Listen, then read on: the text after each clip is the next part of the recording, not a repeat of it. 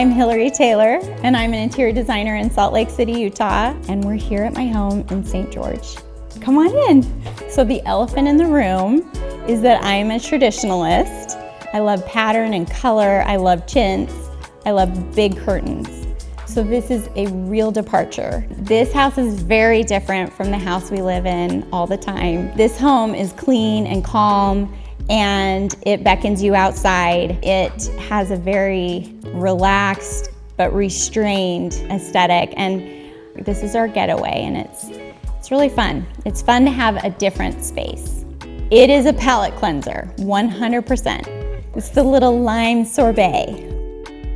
When people come for the first time, their eyes get really big and they just look around and say, this looks like the moon. And it kind of does. It feels prehistoric. This lava flow, it flows all the way down through Snow Canyon. There's 2 inactive volcanoes just on the other side. The Navajo sandstone, this red rock, it's just so striking with our blue sky. What I really wanted, most importantly, was that the interiors receded compared to the view outside. I knew this space needed to be a contemporary space. That minimalist kind of restraint lets the view be the most important thing, which is why we're here. We're here to be outside. And I just didn't want to compete with Mother Nature. I wanted things to be soft and to recede, and if anything, to kind of contrast slightly, to pull her up. I tried to put her on display, and that can be tricky when you're designing a space, because if you have a space that's large enough to handle a large family, you can get a fishbowl effect where you just have sort of a picture window at the back of a room. And so there is a lot of sleight of hand that happens architecturally and with decorating and floor planning. Wherever possible, we tried to have at least 2 sources of light in every room and 2 different angles because we're faced north, so it's a softer light. We also needed to have corner windows, which were really fun to get. It's a neat technique that the builders here in St. George have really mastered, and it's called butted glass. So they butt glass together, and essentially you don't have mullions, you don't have your typical muntins. The room feels like it's actually part of your yard versus just having a beautiful picture window. The thing I love the most about the house is the light. The light changes all day long. It starts in the morning and changes every single hour.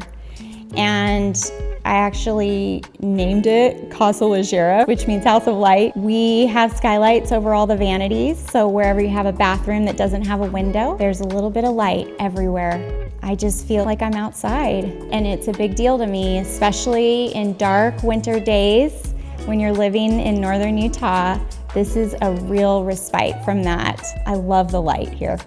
I would say the largest challenge with doing the interiors here was managing windows. I'm used to framing and softening a space with curtains.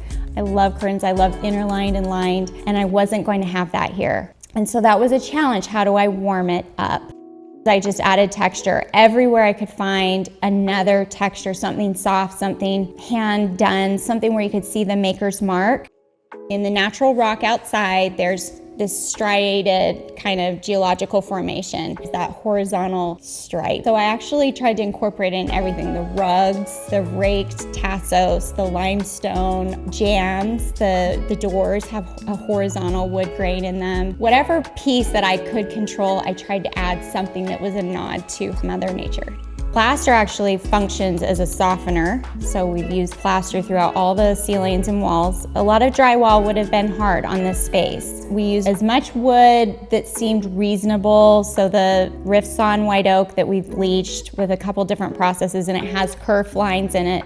So it does have that texture, but it also feels soft enough. That's another reason that we built the jambs out for the doors, is the doors are slabs, so they could be really boring. So we used a horizontal rift sawn oak for the doors, and then we built the jambs, framed them out deeper so that the jamb also repeated that woodwork. It was sort of like a break with all the white. All of the limestone floors, they were quarried in France, and they really have a very similar tone and texture to what's going on at the back of Snow Canyon. The white Navajo sandstone is really similar. Anything natural is just so wonderful. It's neat to use materials that do age and that do patina. There's just so much more authenticity to contemporary design when you soften it with natural materials. This was built to get our family away. It was built for our family. It's a wonderful place. Mother Nature puts on a show here. So I hope we're here for a long, long time.